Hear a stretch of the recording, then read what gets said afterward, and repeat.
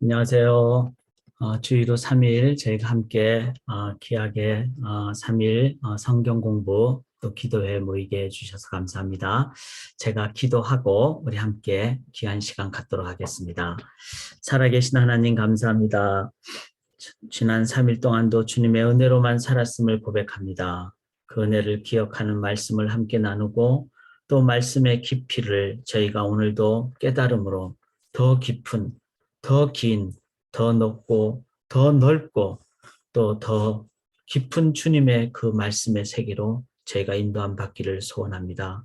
성령 하나님 함께해 주시고 저희가 각 처소에서 있지만 우리를 인도해 주시고 깨워 주시고 또 가르쳐 주셔서 진리의 자유함으로 이르는 시간 되게 도와주시옵소서. 온전히 의지하고 살아계신 예수 그리스도의 이름으로 간절히 기도드리옵나이다. 아멘. 예, 환영합니다. 오늘부터 이제 한 2주 정도 말씀을 제대로 알게 되면 인생의 길이 보인다. 말씀이 너무 이제 중요하고 또 길기 때문에 저희가 2번 하지만 앞으로도 종종 이런 부분을 제가 가지려고 합니다. 그래서 우리가 기대하면서 또 성령님 의지하면서 저희가 함께 나아가기를 원합니다. 저희가 말씀과 관련되는 찬송을 먼저 부르고 그리고 같이 이 시간을 갖도록 하겠습니다. 주님 약속하신 말씀 위에서 우리가 굳게 서기를 원하는 심정으로 주님 약속하신 말씀 위에서 영원토록 주를 찬송하리라. 소리 높여 주께 영광 돌리며 약속 믿고 굳게 서리라면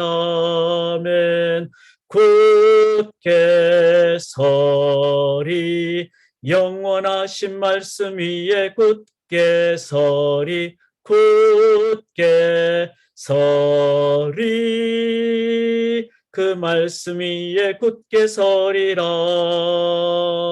주님 약속하신 말씀 위에서 세상 염려 내게 엄습할 때에 용감하게 힘써 싸워 이기며 약속 믿고 굳게 서리라면 굳게 서리 영원하신 말씀 위에 굳게 서리 굳게 서리 그 말씀 위에 굳게 서리라. 3절합니다. 주님 약속하신 말씀 위에서 영원하신 주의 사랑 힘입고 성령으로 힘써 싸워 이기며 약속 믿고 굳게 서리라면 굳게 서리 영원하신 말씀 위에 굳게 서리 굳게 서리 그 말씀 위에 굳게 서리라.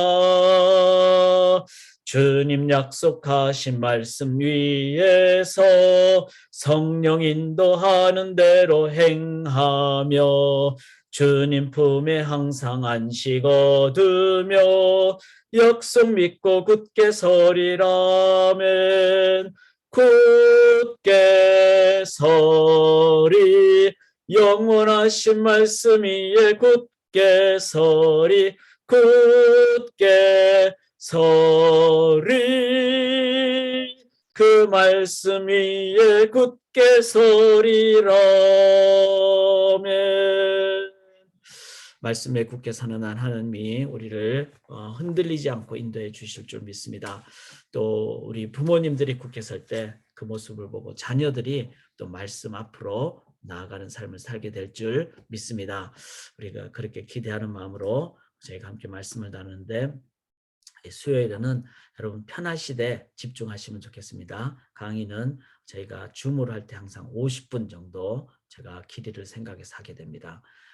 질문이 또 좀 알고 싶은 성경 구절이 있으시면 항상 채팅란이나 아니면 질문 시간에 남겨주시면 되겠습니다. 우리 성령 의지하면서 함께 나가도록 하겠습니다. 참 복습이 중요한데요. 지난 수요 성경 공부 여러분 기억나시는지요? 에베소서를 저희가 함께 했습니다. 저는 개인적으로 참 중요한 걸 깨달았는데 그 중에 하나가 바로 이 에베소서의 교회론이 저희가 모이는 교회 그리고 가는 교회 이 두 가지가 균형을 이루어야 된다는 거죠. 저희가 지금 하고 있는 것은 모이는 교회죠. 주일 예배도 그렇고 그러나 일주일 삶을 살면서 저도 지난 3일 동안 참 열심히 참 목회도 하고 또 신방도 하고 또 커뮤니티를 나가서 사람들을 만나기도 하고 그렇게 했습니다. 자, 이게 바로 뭐죠? 가는 교회. 그래서 에베소서가 5장에 가정, 부부, 그 다음에 부모, 자녀, 가족관계, 그 다음에 직장 그런 것을 다 교회의 요소로 그렇게 설명한 것을 보면서 참 우리가 이 두 가지 균형을 잡아야 되겠다. 어쩌면 그동안 너무 왼쪽만 했던 것 같아요. 오라는 쪽으로만. 그런데 이제는 균형을 잡아야 됩니다. 함께 모였다가 come and go, 함께 가는. 그럴 때 저는 믿습니다. 이 선교적인 교회, 지난주 우리 김영환 목사님 말씀해 주신 대로 미셔널 처치, 선교적 교회가 될 때 그런 교회가 진짜 능력이 있습니다. 그러면은 저는 절대로 교회가 어렵지 않다고 생각합니다. 영적 능력을 갖기 때문에. 자, 지난주일 설교 기억나시는지요? 예, 방금 말씀드렸죠? 예, 선교적 교회 미셔널 처치입니다. 그래서 그 본문이 아브라함을 하나님이 부르시고 come to Jesus, 그 다음에 go to the world, 세상에 복이 되라, 복의 통로가 되라, 그렇게 하셨죠. 그래서 이 두 가지를 come and go를 우리가 늘 기억하면서 우리가 이 교회를 올바르게 잘 섬기고 나아갈 수 있기를 원합니다. 이게 이제 앞으로 계속해서 이 원리를 가지고 우리가 두 가지 균형을 가지고 나아가실 때 저는 믿습니다. 청소년들은 지금 선교 세대잖아요. 청소년들에게도 나아가고 언어권이 다른 분들에게도 나아가고 커뮤니티로도 나아가고 제가 우리 그 그룹 메일을 통해서 광고도 자주 하게 될 겁니다. 이 커뮤니티 사역을 제가 많이 광고를 하게 될 거예요. 그러면 여러분들이 시간이 맞고 그러시면은 또 그렇게 항상 참석을 하시고 특별히 12월 달에는 크리스마스 캐롤링 이 디어본에서 그 캐롤링 할 때 그때도 여러분들이 신청해서 함께 가시고요. 그렇게 하기를 원합니다. 자, 오늘 새벽 묵상은 이제 드디어 다니엘서를 어제부터 했죠. 다니엘 이름 뜻이 뭐라고요? 다라는 말은 이제 약속, 심판 이런 거고 니라는 말은 나의 하나님, 엘이라는 게 하나님이라는 뜻이죠. 나의 하나님은 심판주다, 판단자다 이런 뜻이죠. 그래서 다니엘은 하나님 앞에서 그래서 있었죠. 그래서 하루 3번 무릎을 꿇고 기도하고 하나님 앞에 있으므로 그 하나님 앞에 있으니까 다른 왕들은 다 어떻게 됐죠? 뭐 있다가 멸망하고 죽고 그렇지만 다니엘은 내 왕을 섬기게 되는 이제 그런 아주 70년 동안 포로 기간 동안에도 강력하게 살았죠. 그러니까 국무총리까지 되면서. 그래서 세상에서 살면서 나의 기존 행동 지침은 뭔가? 바로 나의 판단주 되시는 하나님이시다. 그 하나님을 다니엘은 의지하고 나아갈 때 사자굴에도 들어가고 풀무부대에도 들어가고 그렇게 했던 것이죠. 이걸 기억하면서 참 우리 자녀 이름 중에 데니엘 참 좋잖아요. 그 이름 뜻은 뭐라고요? 다 심판하다. 니 나의 엘 하나님, 나의 하나님은 심판주다. 이런 것을 기억하며 우리가 나아가기로 원합니다. 이런 거 참 중요하니까 좀 이름 외워놓으시고 그렇게 하시면 좋겠습니다. 광고를 잠깐 드리면요. 이제 11월 달에는 1년에 한 번 정도 제가 이제 또 대외 사역, 그러니까 컴앤고 저도 이제 그렇게 하는 입장이죠. 그래서 제가 저희 교단 일도 있고 또 제가 섬기는 이제 대외 사역, 코스타 일도 있고 그런 일들이 좀 많이 있습니다. 1년에 한 번 정도 회의도 해야 되고 이렇기 때문에 그래서 이제 저희 당회에서도 제가 상의를 해서 다음 주 수요 성경 공부 같은 경우는 오늘하고 다음 주까지는 합니다. 그런데 16일하고 23일에는 또 23일은 특별히 추수감사 주간이고 자녀들 방학도 하고 하루 정도 이제 일찍 그 학교를 안 가고 이렇기 때문에 16일과 23일은 수요 성경 공부는 휴강을 한다. 이렇게 생각하시면 되겠고요. 그러나 다음 주까지 오늘과 다음 주는 성경 난제 해설을 하고요. 새 아침 기도회는 그냥 기본적으로 복잡한 것 같지만 그냥 우리 원래대로 다 한다고 생각하시면 돼요. 그렇지만 이제 그 제가 아웃 오브 타운을 2주를 앞부분 월요일 혹은 수요일까지 하는 상황이 되기 때문에 코스타 이제 제가 공동 대표일로 또 교단 모임 때문에 그래서 이제 장로님들 하신다는 그대로 하고 그렇지만 제가 이렇게 아웃 오브 타운 하는 화요일 수요일 같은 경우는 이제 그 배경음악을 제공해서 여러분들이 6시부터 7시 사이에 아무 때나 들어오시면은 개인 묵상하고 기도하시도록 그렇게 해서 그냥 옛날처럼 한다 이렇게 평상시처럼 한다 생각하시면 돼요. 그러나 이제 제가 아웃 오브 타운 동안에는 이 카톡 라이브나 유튜브 녹화 업로드를 하기가 좀 어렵습니다. 그래서 그거는 이해를 해주시고 좀 며칠 정도는 그렇게 하지 못한다. 그러나 새 아침 기도회는 평상시처럼 계속 한다. 이렇게 생각을 하시면 되겠습니다. 자, 저희가 이제 오늘 하고 다음 주까지 함께 나누는 그 제목이 말씀을 제대로 알면 인생의 길이 보인다. 왜냐하면 하나님이 다 아시는 분이니까 창조주, 구세주, 성령 하나님이시니까 그 하나님이 기록한 말씀을 보면은 하나님이 아시는 그 길을 보게 되는 거죠. 그렇지만 제대로 아는 게 중요하다는 거예요. 제대로. 그래서 잘 모르면 그냥 대충 알거나 또 엉뚱하게 잘못 알거나 그리고 부분적으로 알면은 길이 안 보이는 거죠. 우리가 그래서 이 말씀을 좀 제대로 아는. 그래서 이제 저희가 이 기간 동안에는 좀 지식적인 부분도 배우고 또 어떤 실천적인 부분도 배우지만 가급적이면은 본문 중심으로 그렇게 나누려고 합니다. 그리고 예를 들어서 나누게 되는데 오늘 제가 몇 가지를 좀 소개한데 시간 되는 대로 하고요. 그다음에 일찍 마치면 일찍 마치는 대로 아니면 또 그러나 넘지는 않도록 그렇게 하겠습니다. 이제 한 예는 이거는 아주 너무나 쉬운 건데요. 이제 성경에 보면은 정말로 형제들아 우리가 주 안에서 너에게 구하고 권면하노니 너희가 마땅히 어떻게 행하며 하나님께 기쁘시게 할 것을 우리에게 받았으니 곧 너희 행하는 바라 더욱 많이 힘쓰라. 그래서 이제 데살로니가 전서는 이제 6장으로 돼 있잖아요. 그런데 4장 1절 그러니까 하반부에 이렇게 시작을 하죠. 정말로 형제들아 더욱 많이 힘쓰라. 특별히 이 데살로니가 전서는 이 데살로니가 성도님들이 막 주님이 언제 오실까? 그러니까 막 고난과 핍박이 심하니까 빨리 주님 다시 오시면 좋겠다. 이 구절이잖아요. 그래서 이제 막 일도 안 하고 왜냐하면 기도만 하고 막 이런 잘못된 모습을 보이니까 일하기 싫거든 먹지도 말게 하라. 이렇게 하고 이제 그런 구절이죠. 그런 구절이다 보니까 제가 그랬어요. 이거는 제가 옛날에는 개역 성경을 읽었잖아요. 그러니까 이제 그런 약간의 지식을 가지고 종말론의 어떤 강조점을 하는 데살로니가 교회를 향해서 쓴 책이고 이제 바울 서신의 상반부는 이론이고 하반부는 이제 실천편이다. 그러니까 이제 실천을 하면서 종말로 그러니까 이제 말세가 가까웠으니까 형제들아 더욱 많이 힘쓰라. 주의 일을 하나님을 기쁘시게 할 것을 더욱 많이 힘쓰라. 이렇게 이제 해석을 했단 말이에요.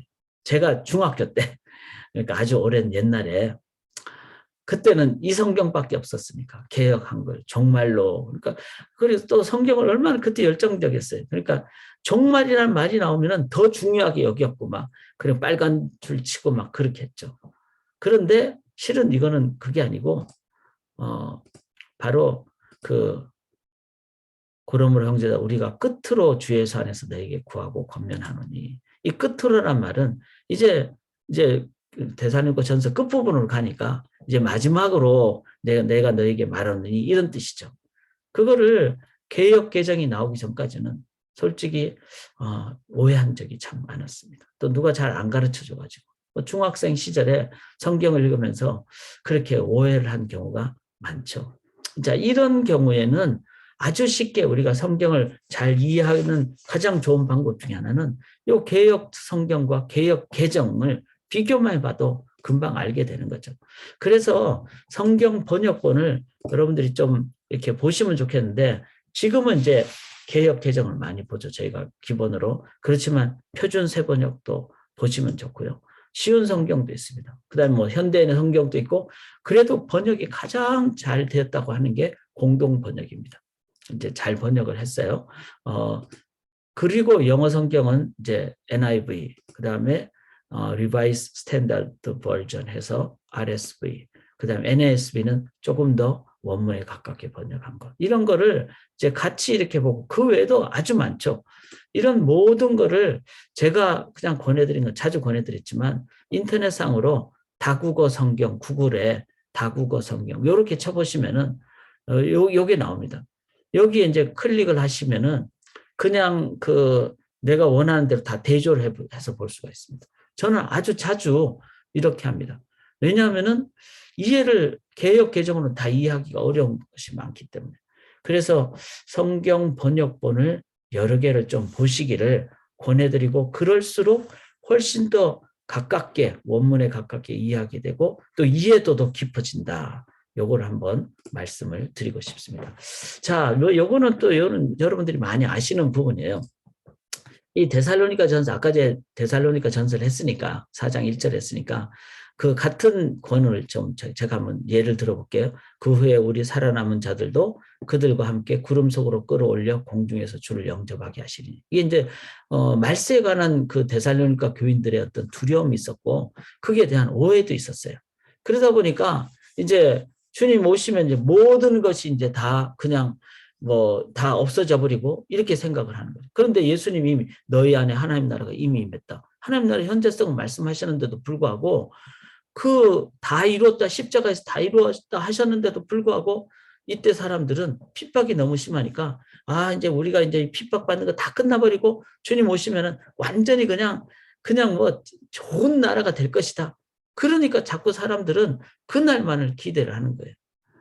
그런 가운데 그러다 보니까 이 성경을 읽을 때 이런 표현, 구름 속으로 끌어올려 공중에서 주를 영접하게 하시리니, 이런 표현을 그들이 어떻게 이해했는가? 그건 우리가 잘은 모르겠죠. 모르는데 이제 이 1900년대 와가지고 세대주의 성경 연구가 활발해졌어요. 그러니까 성경을 이렇게 7단계로 나눠서 구약은 2단계, BC 2000년, 구약은 5단계, 그러니까 BC 5000년부터. 그래서 이제 잘 보면 그렇잖아요. 아담과 하와가 5000 몇백 년, 그러니까 문자적으로만 성경을 해석하면, 숫자를 해석하면 그렇게 나오는 거예요. 그래서 5000 몇 년 정도. 그 다음에 이제 그 노아, 그 다음에 아브라함, 그 다음에 그 다윗 시대, 이렇게 해보니까 1000년 단위로 이렇게 끊어지는 거예요. 구약이 5000년이. 그 다음에 이제 신약 시대 때는 이제 2000년 동안, 그래서 1000년 단위로 2번이니까 2번의 마지막이 먼저, 마지막이 이제 2000년대잖아요. 근데 실은 우리는 이미 2000년대를 이제 이미 시작을 2022년이나 됐기 때문에. 그런데 1999년도에서 2000년 올라갈 때 얼마나 많이 사람들이 막 그 2K 그래서 2000년이 시작되고 막 그때 세대주의가 막 완전히 득세를 했죠. 그렇게 생각하고 그때 주님이 오실 거라고 생각하거나 그런 생각을 가졌던 많은 사람들이 성경을 자꾸 어떻게 이해를 하는 거예요? 문자적으로 이해를 하는 거죠. 그럼 자, 문자적으로 이해하니까 구름 속으로 끌어올려진다 그러니까 손을 잡아가지고 끌어올림을 받잖아요. 그래서 휴거라는 말은 잡을 휴, 들거, 손을 잡아가지고 들어올림을 받는다. 이거 원래 없던 말인데 이런 말을 만들어가지고 휴거. 그러니까 뭐 영어 표현 같기도 하고 멋있는 말 같기도 하고 또 정말 긴장감이 넘치는 말 같기도 하고 이렇잖아요. 이것이 1992년, 그 다음에 1998년 바로 세기 말에 엄청나게 한국 교회를 막 어렵게 만들어 버렸습니다. 그리고 이제 긴장감이 도니까 예수를 믿는 것을 막 강조하게 되죠. 그러니까 한국 교회가 아주 그냥 거의 대부분이라고 생각하시면, 대부분의 교회가 목사님들이 어떤 말씀에 대한 온전한 이해 없이 그걸 그냥 휴거로 생각을 하도록끔 만들거나 그렇게 넌지시 이렇게 이해하도록 하는. 그래서 생명의 말씀사에서 이 휴거라는 책도 나오고, 생명의 말씀사에서 나오니까 사람들이 그냥 쉽게 그냥 받아들이고, 그때가 아주 한국 교회가 많이 혼돈에 빠진 시기였습니다. 그런데 이제 그게 우리가 정직하지 못해서 그렇죠. 성경을 정직하게 봐야 되고, 또 목사님들 속에는 성도님들이 이제 막 이렇게 휴거 저 2000년대 주님 오실 거로 이렇게 많이 생각을 하게 만들면은 교회 많이 오지 않겠어요? 기도 많이 하지 않겠어요? 막 그러니까 막 교회가 막 그냥 더 뜨겁게 되지 않겠어요? 근데 그것은 어떤 의미죠?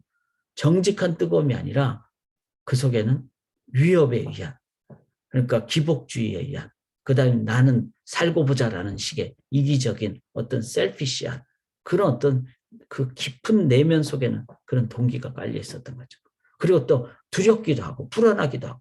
그런데 주님이 그래서 너희 안에 하나님이 이미 있다 그랬고 평안을 준다. 성령의 열매 중에 하나가 사랑과 희락과 화평인데 하나님의 나라가 내 안에 임한 사람은요. 언제 주님이 오시는가가 중요하지 않습니다. 마라나타라는 말이 아멘 주 예수여 속히 오시옵소서인데 속히가 아니라 주님이 언제 오셔도 관계없다는 주 예수여 말한 주님이 나의 주님이시다는 이게 제일 중요한 겁니다.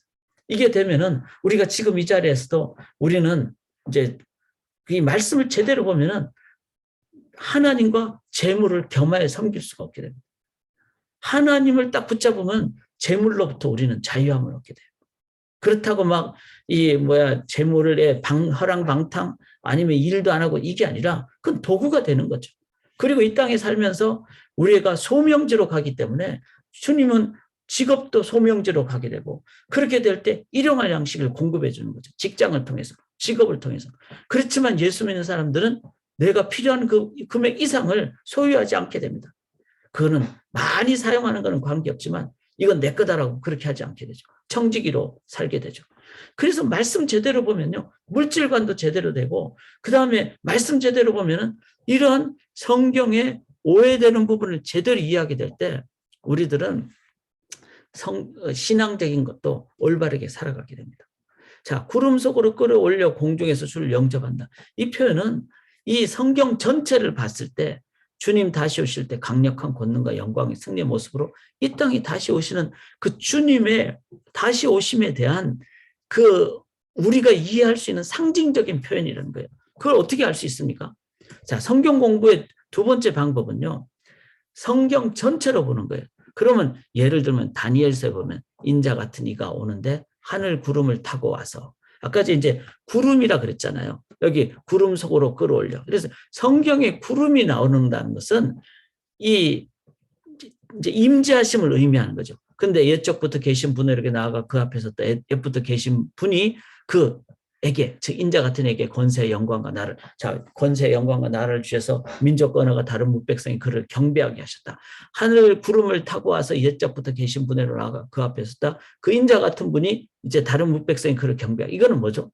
바로 예수님이 다시 오시는 걸 얘기하는 거예요. 그런데 예수님이 다시 오셨을 때 구름 타고 오셨네요. 그러니까 참 예수님이 초림하셨을 때 이 다니엘서니까 예수님이 사람이 마리아의 몸을 타고 오신 거죠. 그런데 오실 때 어떻게 돼요? 동방 박사들이 경배하고 그렇게 하는 거죠. 바로 영광의 모습으로. 즉 하늘 구름이라는 것은 손오공처럼 구름 타고 이게 아니고 그래서 휴가 잡고 이런 손 붙잡고 이게 아니고 구름을 타고 오신다는 것은 영광된 몸으로 오신다. 그래서 밤에 오셨지만 또 이제 이렇게 주님이 밤에 태어나서 별처럼 빛나게 그리고 동방 박사들이 경배하며 그렇게 나죠. 자, 누가복음 21장에 보면은 그때 사람들이 인자와 구름을 타고 능력과 큰 영광으로 오는 것을 보리라. 이건 뭐죠? 재림을 얘기하는 거죠. 그러면 초림도 하늘 구름을 타고 오신다. 즉 영광으로 오신다. 그러면 그거를 재림도 구름을 탄다는 말은 손오공이 아니라 영광의 모습으로 오신다. 이렇게 성경 전체에 나타난 이 반복되는 표현을 통해서 우리들은 이것은 물질적인 구름이 아니라 주님의 임재 그 영광을 얘기하는 것이다.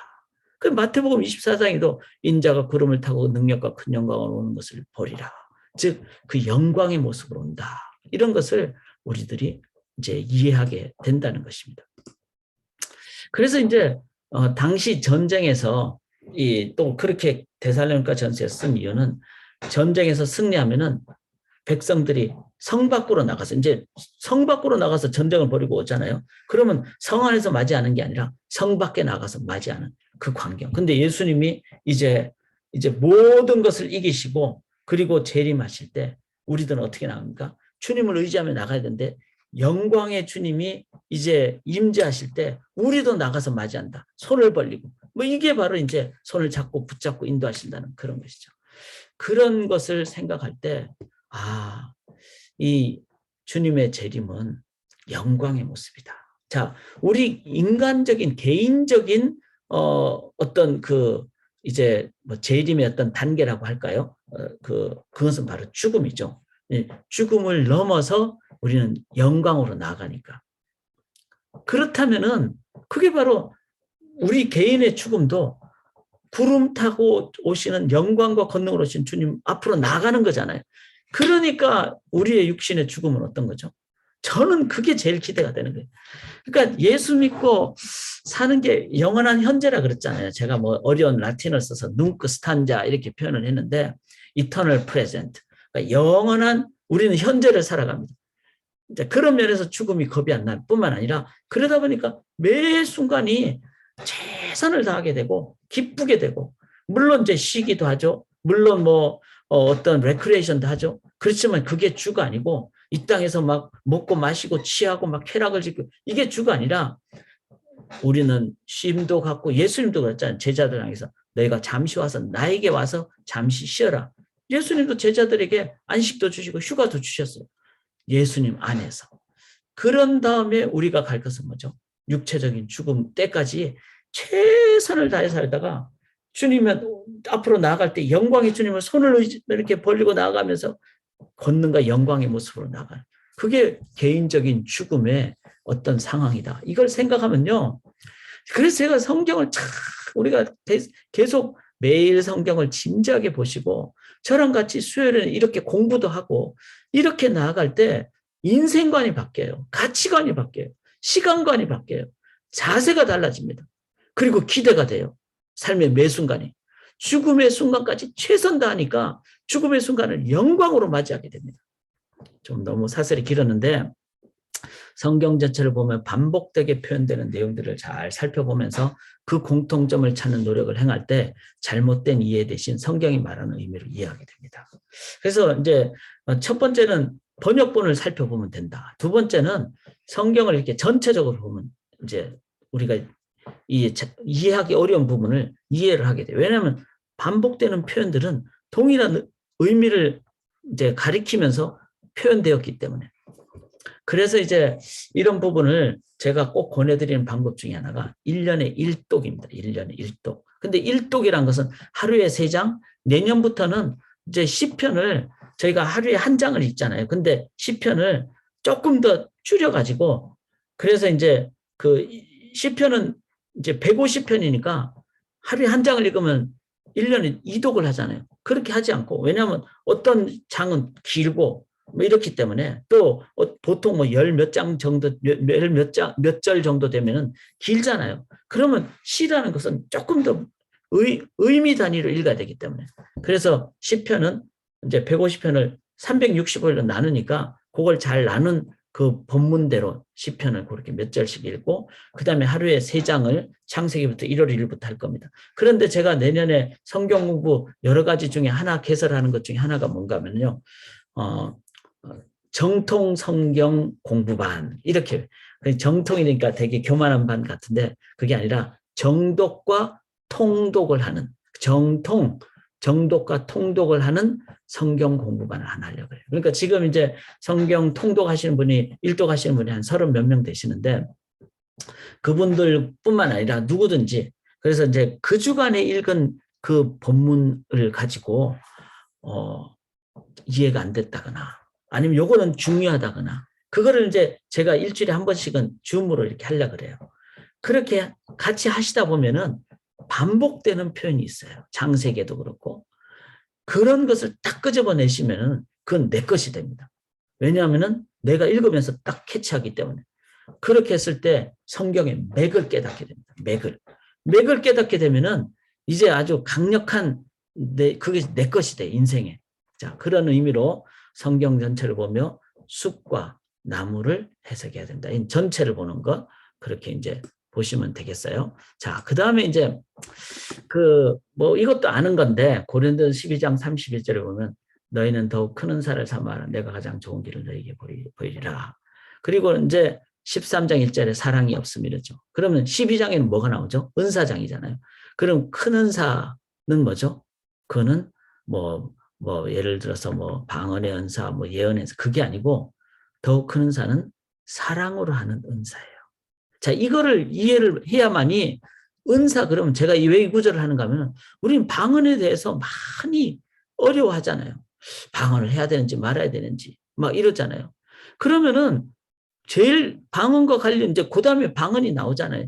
14장이 나오고 이러니까 그러면 방언에 대해서 가장 잘 이해할 수 있는 것은 뭐죠? 큰 은사로 돼야 되잖아요. 사랑으로 내가 방언을 하는가 안 하는가. 이게 가장 기본적인 요소가 되겠죠. 자, 은사는 여러 가지나 성령을 갖고 각 사람이 성령을 나타내시면 유익하게, 이거는 공동체를 유익하게 하려 함이라. 뭐죠? 은사를 사용할 때 사랑으로 하는 은사가 돼야 되고, 방언을 할 때도 나는 막 방언하는데, 그래서 제가 교회에서 이렇게 방언할 때 방언하는 개인 기도할 때 너무 크게 하지 말라 그래요. 왜냐하면은 공공에 선을 해야지 막 방언하면 시끄러워가지고 어떤 사람은 방해가 될 수도 있고 그렇거든요. 그래서 합심 기도할 때는 뭐 크게 할 수도 있는데 적어도 소리 레벨이 좀 이렇게 어렵지 않게, 그래서 배경음악을 틀고 그렇게 하는 거죠. 방언의 그 중요한 것 중에 하나가 공적 선을 위한 것이다. 그 다음에 좀 보시죠. 이제 다 한 성령으로 세례를 받았으니까 한 성령이라는 것은 하나됨입니다. 그래서 은사를 사용할 때도 하나됨으로 사용하는 거 아닌가. 내가 은사를 사용하기 때문에 공동체가 하나가 되는 거 아니고 공동체가 막 뿔뿔이 흩어지는 거. 그러면 은사를 자제를 해야 되겠죠. 이게 이제 되게 중요한 요소라는 겁니다. 방언을 말한 자는 사람에게 하지 아니하고 하나님께 하나니, 이렇게 했어요. 그래서 내가 더 깊은 세계로, 그럼 방언은 필요합니다. 반드시 필요합니다.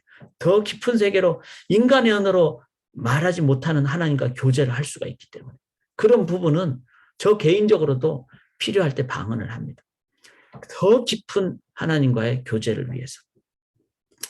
자, 그런데 교회의 덕을 세우기 위하여 방언을 말한 자는 통역하기를 기도할지, 내가 만일 방언으로 기도하면 나의 영이 기도하거니와 나의 마음은 열매를 맺지 못하리니. 자, 이렇게 해서 방언을 다양한 측면을 얘기하잖아요. 교회의 덕을 세우고 있는가, 또 뜻을 알고 있는가, 그리고 그다음에 하나님께 하는 깊은 신비의 언어의 방언이 있어요. 나의 영이 기도하는. 그런데 주의해야 될 것은 마음은 열매를 맺지 못한다는 것은 어떤 경우는 그게 내가 지적으로도 지성으로 이성으로도 이게 무슨 말 하는지를 모르는 때가 있다는 거예요. 그래서 그런 경우는 조심하라는 거예요. 뿐만 아니라 이 방언이라는 것은 종교성도 있기 때문에 일반 종교인들이 할 수 있을까요, 없을까요? 당연히 할 수 있어요. 왜냐하면 인간은 영적 존재이기 때문에, 또 마귀 사탄도 영적 존재잖아요. 그렇기 때문에 그 영적인 언어의 어떤 관점에서 일반 종교도 방언을 할 수가 있습니다. 그러면 사람이 감정적인 아니면 영적인 그 어떤 그 체면의 단계처럼 들어가기가 쉬워요. 그런 일반 종교적 방언과 성령께서 은사로 주신 방언은 완전히 다른 겁니다. 이 일반적인 종교적인 방언은요, 자기 체면에 가깝습니다. 그런데 그건 인간이기 때문에 가능할 수도 있다는 거예요. 그런데 교회 공동체에서 그렇게 할 수도 있다는 거예요. 나도 모르는 사이에. 그래서 우리가 늘 조심해야 됩니다. 이 체면에 의한 일반 종교적인 방언을 내가 하느냐, 아니면은 나의 그 성령께서 주시는 은사의 그 방언을 하느냐. 그 차이를 덕을 세우느냐, 아니면 통역의 어떤 관점을 통해서 깨닫게 되느냐, 하나가 되느냐, 이런 부분을 우리가 잘 살펴봐야 됩니다. 자, 내가 영어로 기도하고 또 마음으로 기도하면, 내가 영어로 찬송하고 또 마음으로. 자, 이거는 둘 다가 같이 갈 때 좋다는 거예요. 그 다음에 더 중요한 것은 깨달은 마음으로 5마디 말을 하는 것이 1만 마디 방언도 말하는 것보다 나으니라. 그래서 또 그런 것도 있잖아요. 그 과거에는 이제 막 이렇게 캐리스메릭 교회 같은 그런 교회에서는 방언을 막 안 하면은 그 사람은 막 어떤 경우는 심지어는 구원도 안 받았다 이렇게까지 하는 적이 있었어요. 그런 분위기였기 때문에 남들이 다 하니까 나도 해야 되겠다 하고 그냥 자기가 이렇게 감정적으로 자기 체면에 빠져서, 아니면 그냥 소위 말해서 알아듣지 못하는 헛소리를 하는 거죠. 그런 경우도 많아요. 그래서 이거는 누가 그걸 알겠어요? 뭐 성령으로 인도함 받을 때 그걸 분별할 수 있겠지만, 그거보다 자칫 잘못하면은 이거는 판단하거나 그럴 수가 있기 때문에 개인이 자기 자신이 하나님 앞에서 솔직하고 진솔하고 정직하게 이 부분을 해야 됩니다. 그래서 내가 그 성령의 열매를 맺는가, 은사를 제대로 쓰면은 열매 중에 하나가 사랑으로 하는 은사라 그랬잖아요. 그러니까 사랑으로 하는가. 그 다음에 마음에 평안이 있는가. 그리고 공중 덕을 세우는가. 이런 부분을 다 살펴보셔야 됩니다. 그러므로 온 교회가 함께 모여 다 방언으로 말하면 알지 못하는 자들이나 믿지 않은 자들이 들어와서 너희를 미쳤다 하지 않겠느냐. 자, 알지 못하는 들어와서 모든 사람이 책망을 들으면 모든 사람에게 판단을 받고 이런 모든 것을 살펴봄으로써 우리는 방언에 대한 성경적인 정의. 자, 이거는 이제 성경 이제 깨달음과 관련해서 이걸 잘 분별을 못할 때, 판단을 못할 때, 어떻게 하는 것이 올바른 방향인가 할 때는 성경의 앞뒤 구절을 다 살피면서 우리가 볼 때, 그리고 결국은 화평의 하나님, 질서의 하나님, 이게 마지막 결론이잖아요. 고린도전서 14장. 이거를 깨달음으로써 이 교회 안에서 방언이 질서 있게 지금 사용되는가. 자, 이거를 전체적으로 보면서 나아갈 때 이 성경 구절을 통해서 어떻게 되죠? 바로 신앙생활이 성숙되게 됩니다. 공동체가 성숙되게 된다. 이거를 우리가 그래서 너희는 성령을 따라 행하고 그 다음에 그 성령을 따라 행하는 삶은 바로 성령의 열매와 관련이 있다. 그랬을 때 우리는 늘 성령에 민감한 keep in step with the spirit 이렇게 할 때 우리가 삶을 방언이라는 부분에 혼돈이 되거나 치우치지 않거나 그렇다고 방언의 그 개인적인 영성이 깊은 하나님과의 신비적인 그 교제 부분은 저는 여러분들이 그런 시간과 장소들을 잘 보시면서 성숙된 차원에서 하나님이 주신 은사라면 사용하시기를 원합니다. 그렇게 행할 때 내가 하나님의 임재를 더 깊이 깨닫게 됩니다. 그러나 성경 전체를 봤을 때는 그런 신비한 언어로서의 교제로서의 방언보다 더 중요한 것은 1만 마디 방언보다 5마디 내가 주의 깨달은 말씀을 붙잡을 때, 왜냐하면 그것은 지정의를 다한 나를 인도하는 부분이기 때문에 그럴 때 우리들은 더 이 전인적인 그리고 확신 있는 그리고 사람들에게 나눠줄 수 있는 그런 그 신앙의 어떤 그 모범된 삶을 살아가게 된다. 이거를 그래서 성령을 위하여 심는 자는 성령으로부터 영생을 거두리라. 그래서 영생, 나의 영혼, 또 영혼들을 거두게 되는 그런 부분을 우리가 봐야 됩니다. 자, 이제 그 다음에 이제 제가 좀 살펴볼 것은요, 논쟁이 대상이 되는 구절들. 그러니까 이제 아까 얘기했던 방금 얘기했던 방언 같은 경우 이제 이런 부분들 그 다음에 천년기설 이런 부분들 이제 논쟁의 대상들이 좀 될 수 있잖아요. 그럴 때 원리가 있습니다. 성경 전체를 보면서 아까 방언도 좀 여러 구절을 보고 봤듯이 그 다음에 그 구절을 논쟁을 내가 맞다라고 막 얘기를 하면은 그 사람이 왜 그렇게 하는가 목적과 동기와 열매를 살펴봐야 됩니다. 근데 해석을 내 마음대로 하게 되면 예를 들어서 하나님이 세상을 이처럼 사랑하사 독생자를 주셨으니 이는 저를 믿는 자마다 멸망치 않고 영생을 얻게 하였습니다. 이 영생 구원 이거를 나의 영생 나의 어떤 죽었다가 천국 가는 티켓으로만 생각하는 거는 뭐죠? 동기가 뭐죠? 이기적인 동기죠. 그래서 요한복음 3장 16절을 이기적인 동기로 이해했을 때 그 피해는 한국교회가 이기적인 교회가 되어버렸어요.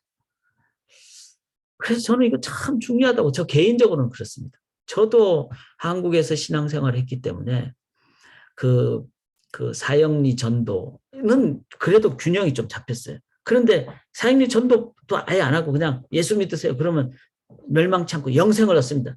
이거는 뭐죠? 당신 믿어야지 당신 죽어도 천국 가. 이렇게 하는 거고 똑같은 거죠. 그 얼마나 그 기복적인 겁니까? 나는 영원히 산다라는. 불로장생약 파는 거하고 똑같아요. 그리고 나만 살면 돼 이런 거하고 똑같지 않습니까?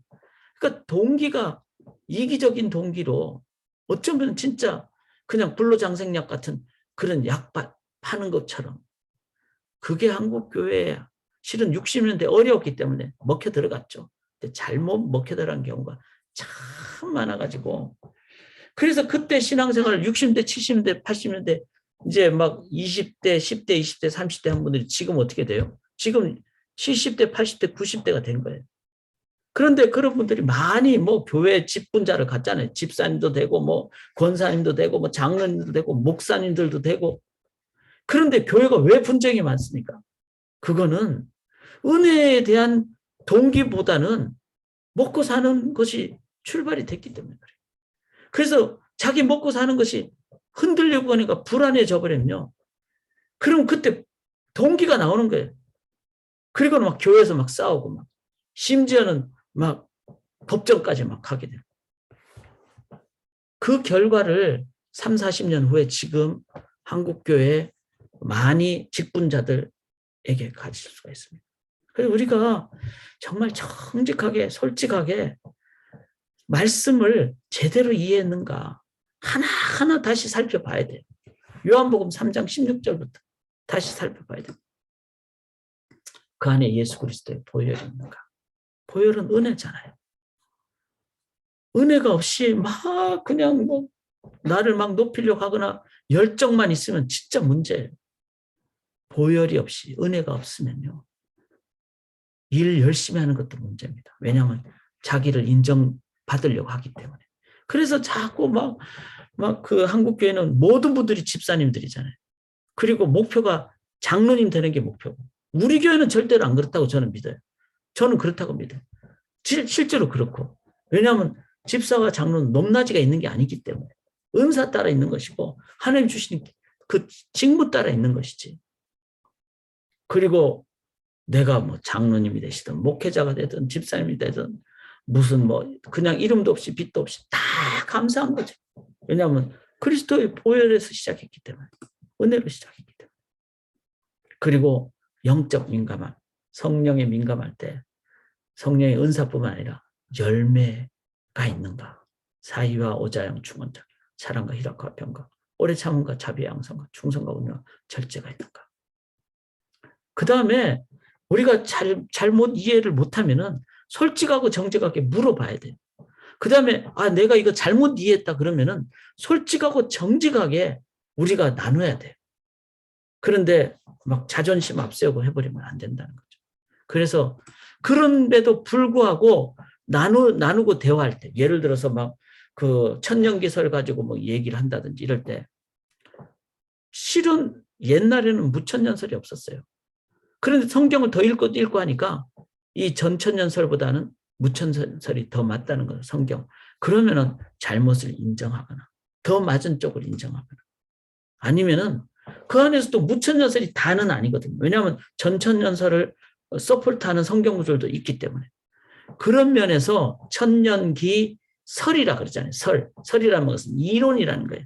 그래서 어느 쪽이 더 맞다라는 것은 있지만 그러나 이것만 맞다라고 할 수가 없는 것을 이해를 한다면은 강점, 약점을 살펴보고 약점 부분은 보완하는 것도 있어야 되겠죠. 그게 성경을 해석하는 바른 자세겠죠. 그 다음에 결론이 아직 안 났다면은 우리가 왜냐하면 coming of the kingdom of God 하나님 나라의 그 점진성이 있어요. 그래서 우리가 계시의 점진성이라 그러는데 지금은 잘 이해 못해도 조금 더 지나면 이해하는 그렇잖아요. 구약의 다니엘서를 우리가 보는데 그 메시아에 대해서 아주 클리어하게 이해는 못했을 거라고요. 그런데 어느 정도는 이해를 하는. 그런데 점점 그 예수님 탄생기가 가까울수록 보면은 선지자들이 더 많이 예언을 하게 되죠. 그리고 예수님 때는 그를 딱 확신을 갖게 되는 거죠. 그래서 결론이 날 때까지 인내하거나 그 다음에 아직까지 인내하지 못하는데 둘 다 팽팽하다. 그럼 양쪽 모두를 인정하는 자세를 갖는. 그럴 때 이 성경을 제대로 이제 논쟁의 대상이 되는 구조들을 제대로 보게 되는 거죠. 자, 그 한 예를 이제 하고 제가 두 가지를 할 텐데 누가복음 11장은 몇 주 전에 미국 목사님 오셔서 설교한 것이에요. 그래서 이제 저랑 한번 읽어보죠. 읽어보면서 여러분들이 어떤 기억을 하시는가. 예수께서 한 곳에서 기도하시고 마치심에 제자 중 하나가 여짜오되 주여 요한이 자기 제자들에게 기도를 가르친 것 같이 우리에게도 가르쳐 주옵소서. 예수께서 이르시되 너희는 기도할 때 이렇게 하라. 아버지여 이름이 거룩히 여김을 받으시오며 나라가 임하시오며 우리에게 날마다 일용할 양식을 주시옵고 우리가 우리에게 죄지은 모든 사람을 용서하느니 우리 죄도 사하여 주시옵고 우리를 시험에 들게 하지 마시옵소서 하라. 자, 여기까지가 한 단락이에요. 또 이르시되 너희 중에 누가 벗이는데 밤중에 그에게 가서 말하기를 벗이여 떡 세 덩이를 내게 구워달라. 내 벗이 여행 중에 내게 와서는 내가 먹을 것이 없노라 하면 그가 안에서 대답하이르되 나를 괴롭게 하지 말라. 문이 이미 닫혔고 아이들이 나와 함께 침실에 누웠으니 일어나 네게 줄 수가 없노라 하겠느냐.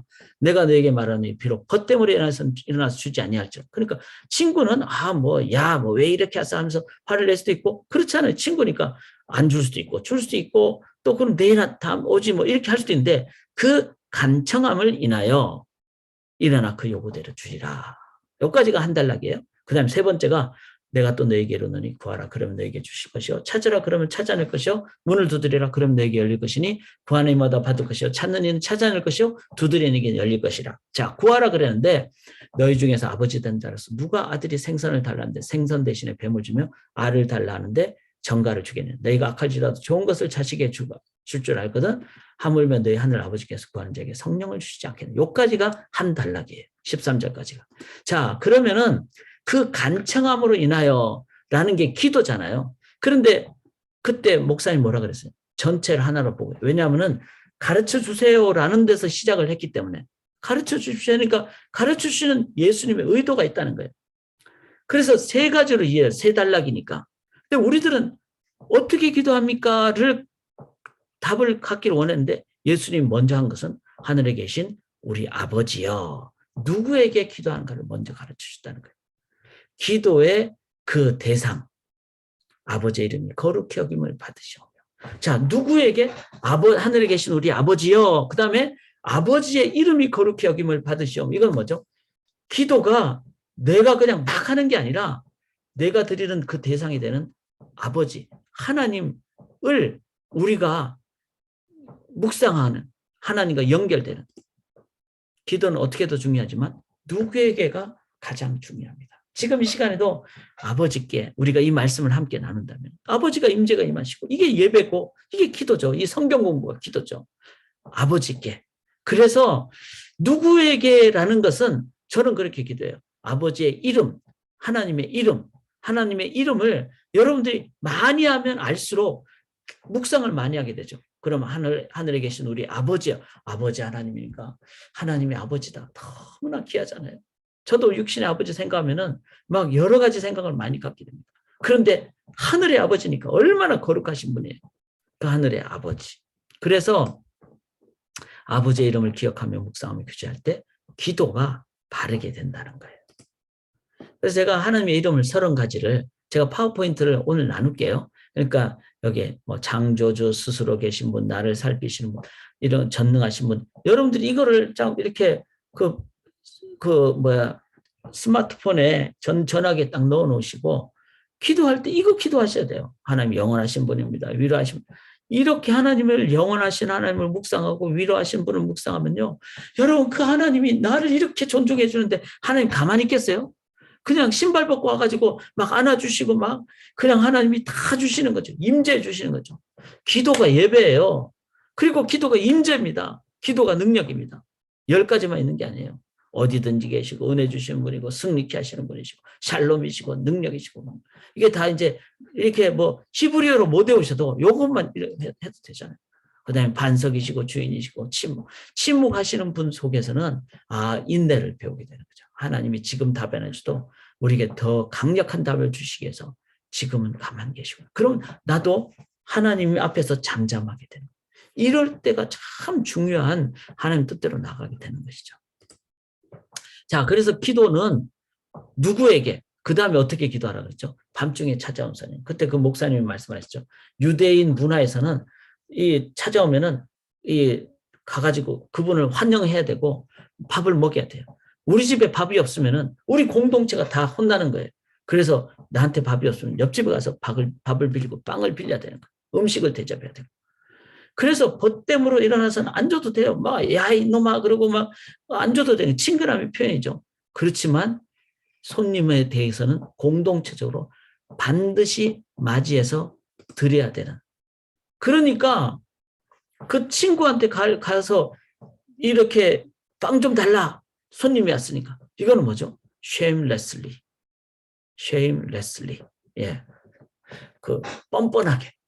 그러니까 강청을 하는 거죠. 간청뿐만 아니라 강하게 청하는 거죠. 야, 좀 달라. 그러면 이거는 예수님이 가르쳐 주시는 건 뭐죠? 하나님이 나의 아버지고 하나님이 나의 전부니까 우리가 기도할 때는 shamelessly. 강청, 뻔뻔하게. 이거는 내가 막 쥐야 하면서 막 그냥 뭐 소위 말해서 내가 목소리를 높여라 이런 의미가 아니라 뻔뻔하게. 이 말은 하나님, 나 아시지 않습니까? 하나님이 나의 아버지 아닙니까? 담대하게. 그리고 확신을 가지고. 그리고 이거는 관계가 없으면요. 그냥 대충 하잖아요. 근데 관계가 있으면요.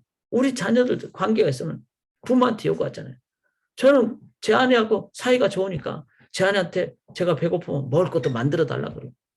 그리고 막 어리광도 부리고. 제가 나이가 드니까 좀 더 막 어려져요. 어리광도 부리고. 뭐 밤에 뭐 야식도 해달라 그러고. 그게 왜 그렇죠? 내가 아내가 무서우면 그렇게 하겠어요. 아내하고 관계가 좋으니까. 그리고 믿으니까. 확신을 가니까. shameless. 뻔뻔하게. 하나님과의 관계가 있으면 뻔뻔하게. 그 기도는요, 격식을 차리는 그런 기도가 아니에요. 그 기도는요, 언제나 하는 기도예요. 그리고 어떤 상황에서, 왜냐하면 관계가 있으니까. 자, 이렇게 기도했을 때 세 번째, 구하라 그럼 너에게 주실 거예요. 근데 뱀 대신에 생선을, 전갈 대신에 알을 준다는 거예요. 가장 최고의 것을 주신다는 겁니다. 자, 여기서 이제 결론입니다. 무엇이 최고입니까? 이 13절이에요. 그때 그 목사님이 이걸 말씀을 안 해주셔가지고 제가 지금 좀 이걸 하는 거예요. 우리에게 가장 최고는 뭐죠? 하나님 자신이잖아요. 너희가 악할지라도 좋은 것을 자식에게 줄 줄 알거든. 하물며 너희 하늘 아버지께서 구하는 자에게 성령을 주시지 않겠느냐. 성령을 주신다는 거예요. 성령을. 하나님이 최고의 것은 하나님 자신 아니겠어요? 하나님 자신. 자, 누구에게? 하나님께. 어떻게? 뻔뻔하게 자녀이기 때문에. 무엇을 얻게 되는가? 최고의 것, 하나님 자신. 즉 우리에게는 언제나 어디나 함께 하시는 보혜사 성령, 원더풀 카운셀러, 성령 하나님 주신다. 그래서 성령 하나님과 동행을 하시면 여러분들이 지혜로운 사람이에요. 지금 이 순간에도 성령 하나님 의지하면서 동행하면서 나아가실 때 그때 우리들은 진정한 그 성령 하나님이 다 들으시고 또 성령 하나님 열매를 주시고 은사를 활용케 하시고 충만케 하시고 그렇게 되니까 여러분 그래서 이 기도 여기에 대해서 제대로 이해한 사람은 다음 주 우리가 만날 때까지 이 성령 하나님을 마음껏 심하게 얘기하면 사용하셔야 돼요. 유틸라이즈 해야 돼요. 그분은 우리에게 최고의 것을 하나님이 응답해 주셨는데 성령 하나님 의지하면서 나아갈 때 제가 지금 약간 갈등이 있습니다. 제가 지금 준비한 게 요 누가복음 16장인데 요 16장은 조금 어려운 본문이에요. 옳지 않은 청지기를 주님께서는 칭찬을 하셨단 말이에요. 그러니까 이런 본문은 어려워요. 그런데 요거는 누가복음 16장은 다음 주에 할게요. 다음 주에 하는데 여러분들이 한번 좀 고민을 해보시길 바랍니다. 옳지 않은 청지기를 칭찬한다. 우리가 이해하기 어려울수록 더 질문을 하고 들어가면요. 더 많은 걸 얻게 돼요. 왜냐하면 주님이 이유 없이 가르쳐주지 않지 않았겠어요. 이유가 있으니까 가르쳐주는데 어렵다는 것은 우리가 더 이해를 하면 더 많은 걸 깨닫게 됩니다. 그래서 요거는 누가복음 16장 1절부터 15절까지는 다음 주에 하는데 제가 그냥 이렇게 좀 넘어갈게요. 왜냐하면 다음 주에 하도록 하니까. 그렇게 해서 이렇게 되게 중요한 내용이 많습니다. 그런데 제가 정리를 해보니까 이 정리가 너무 중요하더라고요. 누가복음 이 16장 1절부터 15절까지가 충성과 영혼의 소중함과 하나님과 재물 겸하여 섬길 수 없다는 것을 깨닫게 됐을 때 이 16장 1절부터 15절까지 쭉 어려우니까 오히려 더 막 뭐 눈을 쫑긋하고 귀를 쫑긋하고 보게 되겠죠. 그렇게 되니까 이 말씀 앞으로 나가니까 결론 중에 하나가 뭔가 하면 하나님과 재물을 겸하여 섬길 수 없다. 우리는 고민하잖아요.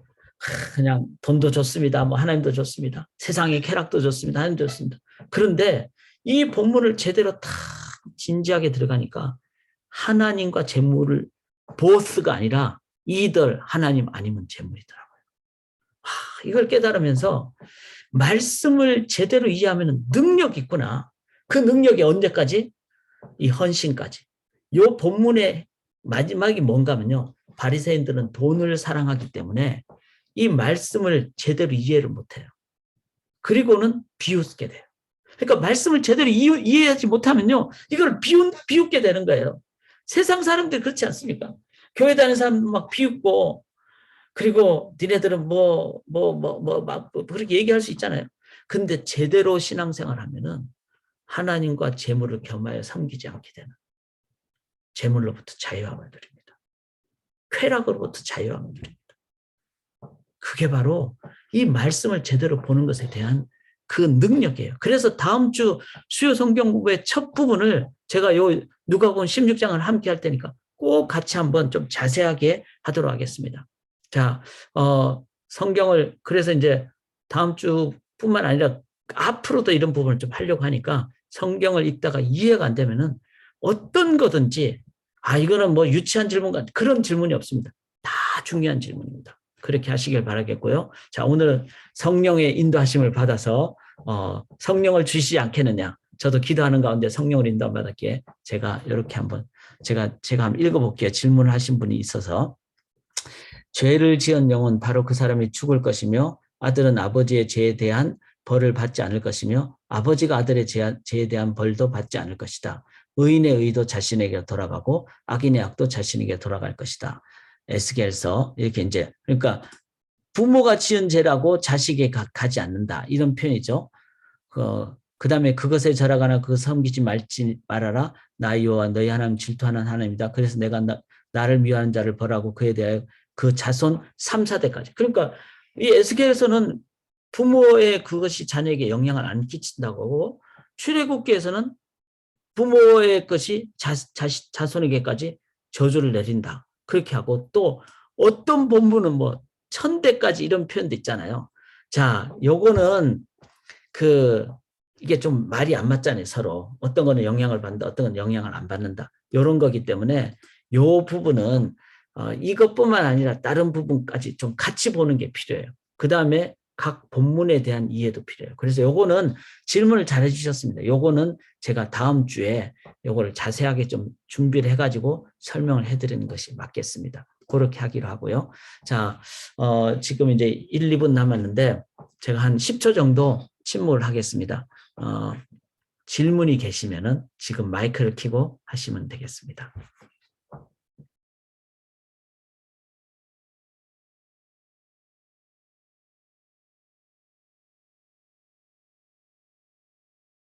네, 오늘 제가 그 나눈 내용을 성경을 좀 이렇게 여러 번역본을 좀 보면 좋고 성경을 전체적으로 보시면 좋고 앞뒤 구절을 이렇게 보시면 좋고 그 다음에 그 이제 누가복음 11장에 그 본문을 그 전체적으로 보시면서 기도에 대해서 그렇게 함께 나눴습니다.